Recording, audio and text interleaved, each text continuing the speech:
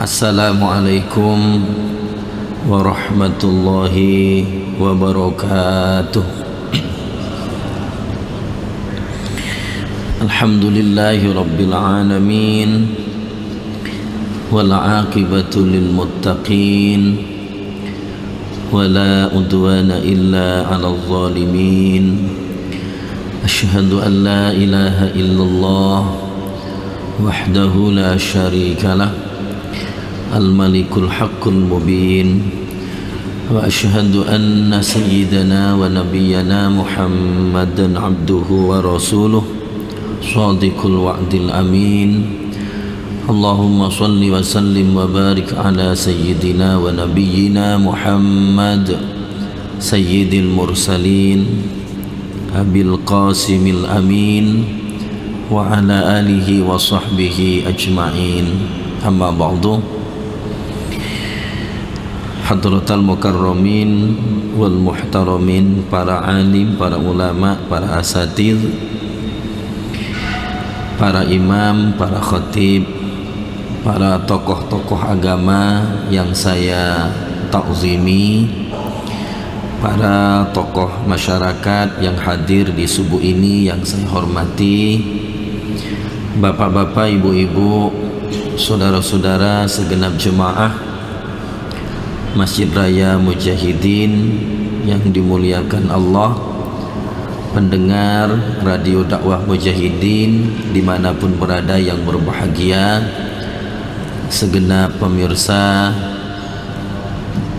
TV Mujahidin yang juga mudah-mudahan dirahmati Allah, shaimin, shaimat, mustami'in, mustami'at yang berbahagia. Mengawali tausiah subuh yang singkat ini, mari kita bersyukur kehadiran Allah atas segala limpahan rahmat dan nikmatnya kepada kita. Di antaranya yang saat ini kita rasakan adalah nikmat sehat, baik sehat zahir maupun batin, sehingga dengan kesehatan kita dapat melaksanakan berbagai aktivitas, termasuk mengawali hari ini dengan aktivitas ibadah, yakni salat subuh berjemaah di masjid tercinta, masjid kebanggaan, Masjid Raya Mujahidin ini, dan juga mengawali puasa Ramadan untuk hari yang ke-12. Moga-moga semua ibadah yang kita tunaikan, baik yang sebelumnya, yang sedang maupun ibadah yang akan kita kerjakan pada waktu yang akan datang, semuanya diijabah atau diterima oleh Allah Subhanahu wa ta'ala. Amin. Salawat dan salam buat Nabi kita Muhammad sallallahu alaihi wasallam, buat keluarga, buat sahabat, dan moga-moga dicurahkan kepada kita semua, seluruh umat dan pengikut beliau. Amin. Para jemaah hadirin hadirat, mustami'in mustami'at, shaimin shaimat yang berbahagia. Selama kita hidup di dunia ini, kita pasti mengalami berbagai macam ketakutan, kekhawatiran, kesusahan. Itu dah pasti. Namanya saja hidup, ada senang, ada susah, ada berani, ada takut. Biasa. Hidup itu bagaikan roda, kadang di atas, kadang di bawah, berputar ya. Tak selamanya kita susah, tak selamanya kita menangis, tak selamanya kita khawatir. Ada waktu-waktu kita bahagia, senang, ada saat-saat kita tertawa, tersenyum, ada waktu-waktu kita yakin, tak ada khawatir. Boleh, itu manusiawi.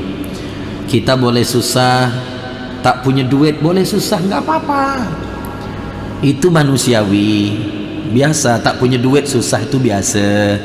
Nah, kawin udah sekian tahun tak punya keturunan, susah, boleh.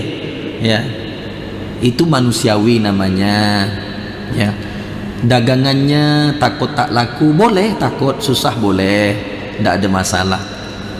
Tapi kita jangan larut dengan ketakutan, kekhawatiran yang seperti itu. Tak ada gunanya bagi kita, tak ada efeknya, bahkan merugi kita dengan kesusahan yang berlarut-larut seperti itu. Nah, kata Imam Al-Ghazali, saya mau sampaikan ini pada kesempatan subuh ini. Boleh susah, tapi jangan lama-lama, gitu ya, apalagi kesusahan yang bersifat duniawi. Nah, kita harus, ya, harus susah untuk 3 hal. Itu, ini bahkan harus susah. Kok yang lain tuh boleh susah, tapi jangan lama-lama susahnya. Tapi untuk 3 hal ini dianjurkan untuk susah berlama-lama, bahkan sepanjang hidup kita. Diharuskan susah, diharuskan khawatir, diharuskan takut untuk 3 hal ini. Yang lain tak bolehlah sepanjang hidup, ya, rugi kita. Tapi untuk 3 hal ini boleh sepanjang hidup kita. Setiap saat kita susah dengan 3 keadaan ini. Ini nasihatnya sang Hujjatul Islam Imam Al-Ghazali. Apa yang 3 hal itu? 1, ini 1, susahlah, kata Imam Al-Ghazali, takutlah. Nah, susahlah, takut ibadah tidak diterima. Ini harus menjadi kesusahan kita, Pak. Kita ini kan ibadah setiap saat, pagi, sore, siang, malam, ibadah kita lakukan, Pak. Ia solat, ia zikir, ia ngaji, ia sedekah, ia puasa, ia iktikaf kalau Ramadan ini, ya. Ini semua ibadah yang kita lakukan. Itu harus kita susahi, harus kita khawatiri, harus kita takuti tak diterima oleh Allah. Capek-capek kita ibadah, tapi tak ada nilainya di sisi Allah. 0. Allah kalikan 0 semuanya, tak ada nilainya. Makanya habis ibadah kita doa, seperti yang dicontohkan Nabi Ibrahim dan Nabi Ismail. Selesai dia bangun Ka'bah, mendirikan Ka'bah, meninggikan pondasi Ka'bah, keduanya mengangkat tangan, Rabbana taqabbal minna innaka antas sami'ul alim. Tuhan kami, terimalah amal kami ini, meninggikan Ka'bah ini, meninggikan rumahmu ini, membangun kembali rumahmu ini. Engkau maha mendengar, maha mengetahui. Itu, Pak. Selesai terawih kita, Pak, apa yang kita baca doa kita? Allahumma rabbana taqabbal minna sholatana. Itu doa terakhir kita baca. Takut tak diterima. Nanti kita habis puasa, Lebaran, Idul Fitri, begitu ketemu dengan teman, dengan siapa satu sama lain, ucapan apa yang kita lakukan? Ucapan apa? Taqabbalallahu minna wa minkum, taqabbal ya karim. Mudah-mudahan Allah menerima amal kita. Amal apa? Amal puasa yang baru saja kita kerjakan, juga amalmu. Itu mengapa? Karena kita takut, khawatir tak diterima, takut dikalikan 0 oleh Allah. Termasuk sholat kita ini, Pak, yang baru saja ini, Pak. Siapa yang menjamin? Siapa yang memastikan sholat kita barusan diterima? Siapa? Tidak ada, Pak. Kita hanya mampu menjaga syarat rukun diterimanya amal, utamanya ibadah mahdhah yang ada syarat rukunnya. Itu 1, tergantung kepada dipenuhi apa tidak syarat dan rukunnya. Memenuhi syarat, memenuhi rukun, sudah sah itu, Pak, sah.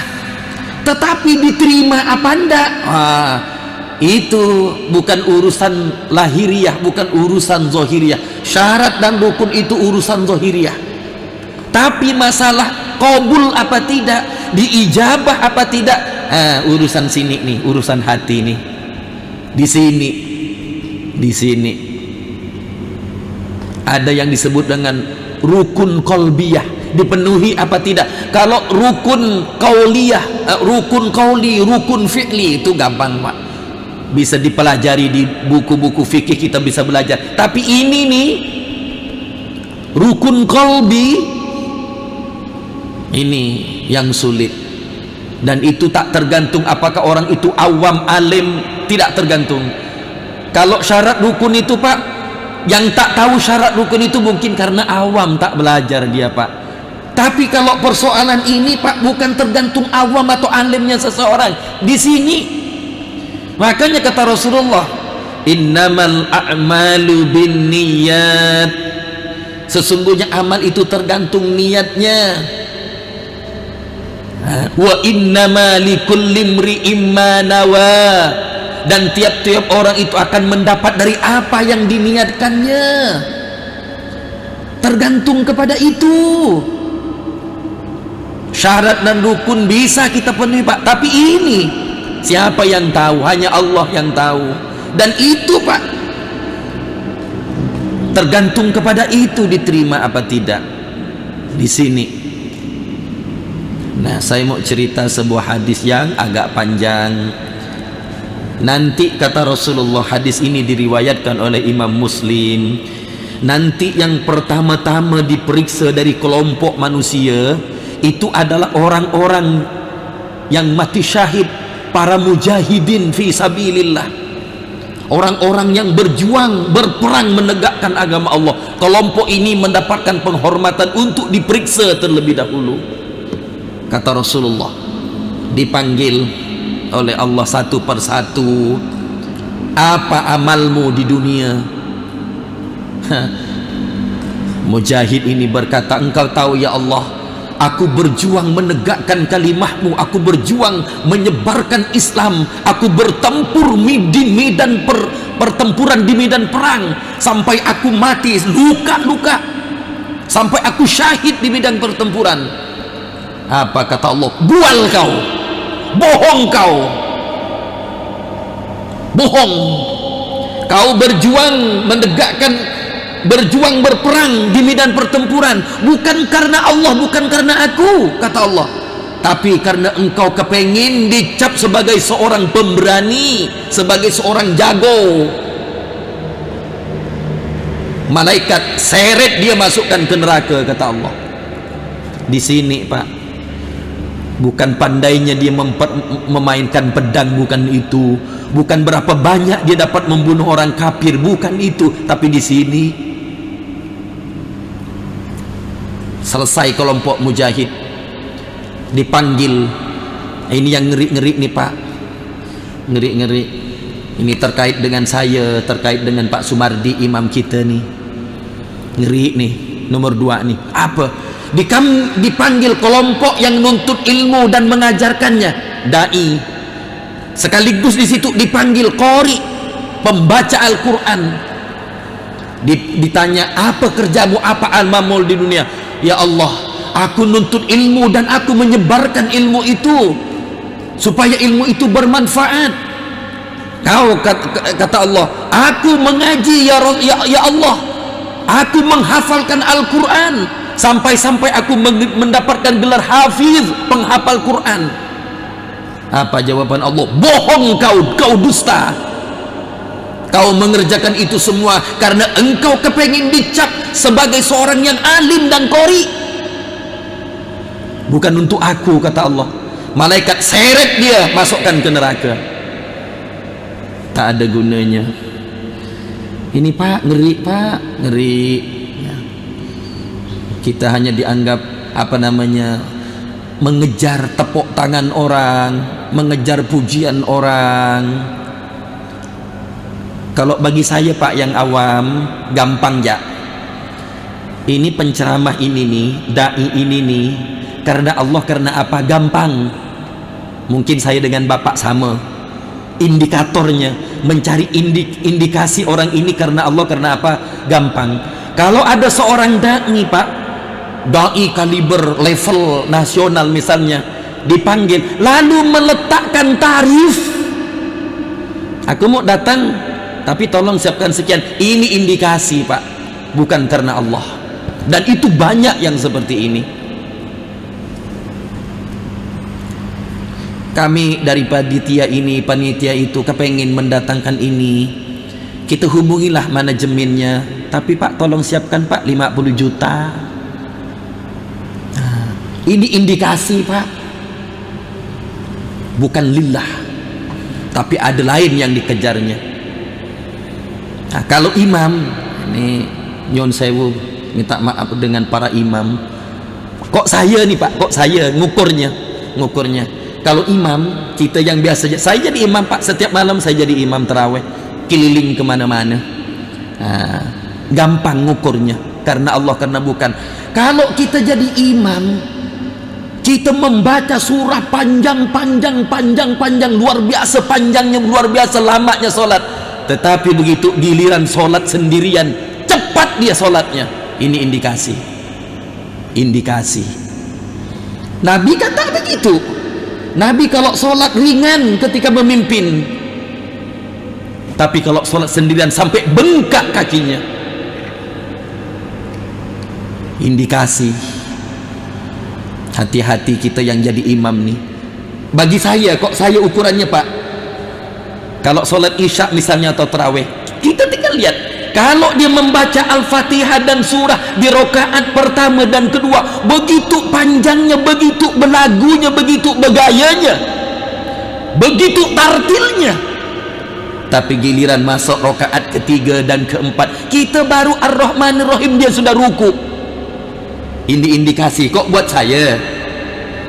Kenapa rakaat pertama kedua begitu panjang dibaca, begitu dilagukan, tapi rakaat ketiga dan keempat begitu cepat dia membaca?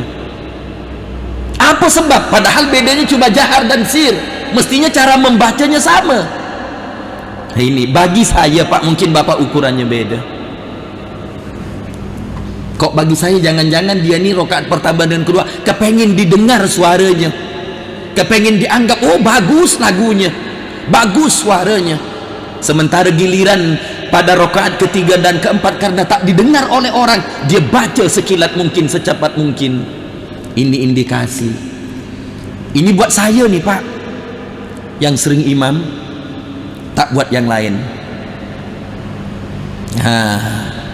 Ngeri Pak, ngeri. Hanya Allah yang tahu Pak amal kita, hanya Allah yang tahu. Ngeri. Kemudian kelompok yang ketiga dipanggil oleh Allah, apa yang kau buat di dunia, kelebihan amalmu apa? Ya Allah, engkau karuniakan aku harta yang banyak, dengan harta itu ya Allah aku nyumbang sana nyumbang sini, aku berjuang dengan hartaku sebagaimana yang kau perintahkan. Apa jawab Allah? Bohong kau, dusta kau, bual kau.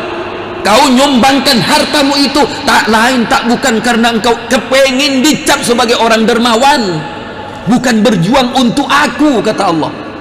Malaikat seret dia nih, masukkan ke neraka. Tak ada gunanya. Ini tergantung kepada hati semua Pak, amal ini. Makanya likulli imri'im ma nawa, tiap orang itu mendapatkan apa yang diniatkannya.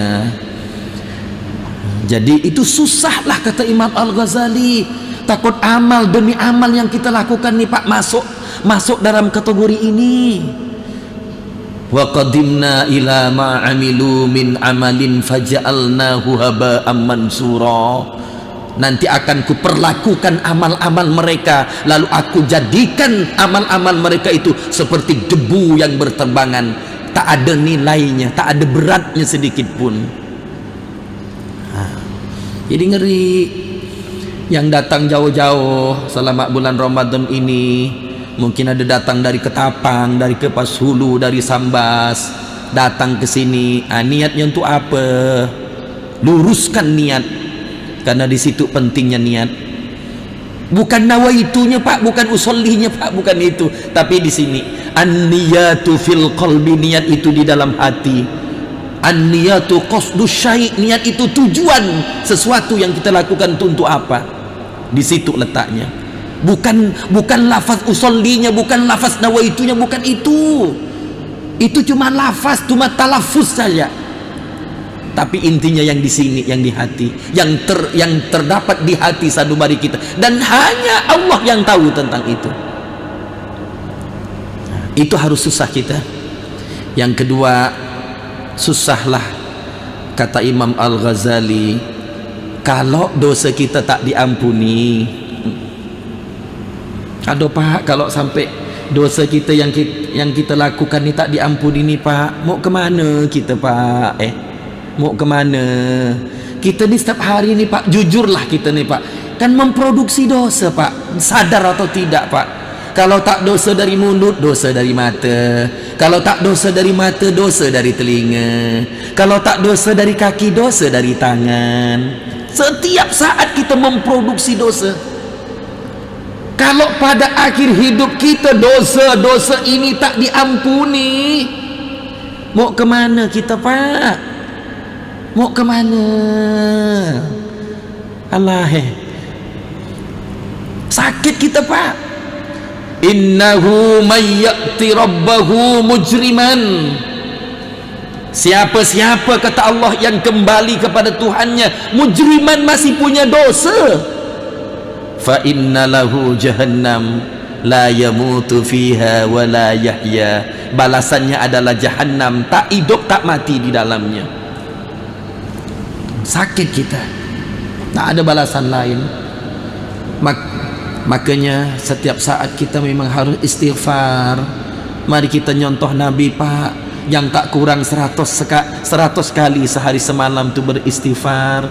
Nabi Pak, kelas Nabi, orang yang maksum, terjaga semuanya, terkontrol semuanya, tapi masih beristighfar 100 kali. Loh, kalau kita Pak, yang tak bisa mengontrol diri, seberapa besar Pak dosa kita setiap harinya? Mestinya kita Pak bukan cuma 100 istighfar itu, setiap saat istighfar, astagfirullah, astagfirullah, setiap saat. Lebih-lebih menjelang sholat subuh, kita kan bangun Pak untuk sahur. Kan disunnahkan mentakhirkan sahur. Sebelum makan sahur kita sholat loh. Tak sholat apa, sholat apa.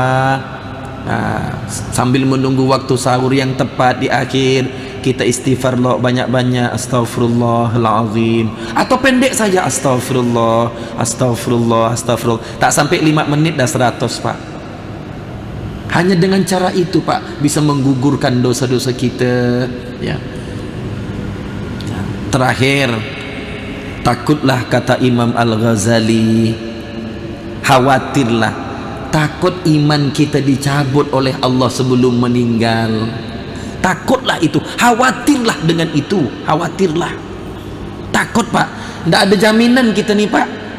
Kita nih sekarang Islam Pak, rajin, taat kita nih, tak jauh dari masjid kita Pak. Iya nih, tapi saat-saat sakaratul maut, saat-saat naza, saat-saat kita akan dicabut nyawa, masih muslimkah kita, masih mukminkah kita? Tak ada jaminannya, tak ada. Makanya Allah wanti-wanti, wala tamutunna illa wa antum muslimun. Jangan engkau mati kecuali dalam keadaan muslim, dalam keadaan beragama Islam. Mengapa kata Nabi, yusbihur rajulu mu'minan wa yamsi kafiran? Ada laki-laki yang pagi-pagi Islam tapi sorenya udah jadi kafir. Aw yamsi mu'minan wa yusbihu kafiran, atau sore-sorenya dia masih muslim tapi besok paginya udah jadi kafir. Yabi'u dinahu bi'aradi minad dunya. Dia menjual belikan agamanya dengan harga dunia yang murah. Tidak ada jaminan Pak, tidak ada jaminan. Makanya Pak, ya kan kita ada hadis itu, lakinu mautakum bila ilaha illallah. Pimpinlah orang yang akan meninggal dunia itu dengan ucapan la ilaha illallah. Supaya apa? Supaya mati Islam. Ini Pak, udah disinyalir oleh Rasulullah. Begitu gampangnya orang melakukan konversi agama, menukar agama.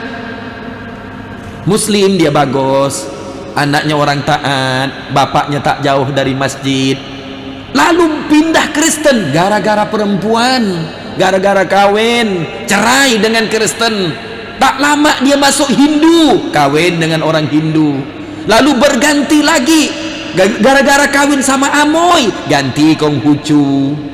Begitu mudah menggonta-ganti agama, dipermainkan agama. Nah, dipermainkan agama ini dipermainkan, diolok-olok saja agama ini. Begitu gampang dia menukar keyakinan. Ini Pak, udah disinyalir oleh Rasulullah, pagi Islam sore dah kafir, sore Muslim besoknya pagi udah kafir. Dia gampang memperjualbelikan agama, kata Rasulullah. Apa yang dikatakan Nabi itu Pak terbukti sekarang, terbukti. Takutlah ini terjadi pada diri kita, pada keluarga kita. Harus kita takut ini. Kawal betul keluarga kita, kawal betul. Ini Bapak dan Ibu sekalian, ya. Yang lain boleh takut Pak, tapi jangan berlama-lama. Tapi untuk 3 ini sampai akhir hayat kita, kita harus khawatir, kita harus susah.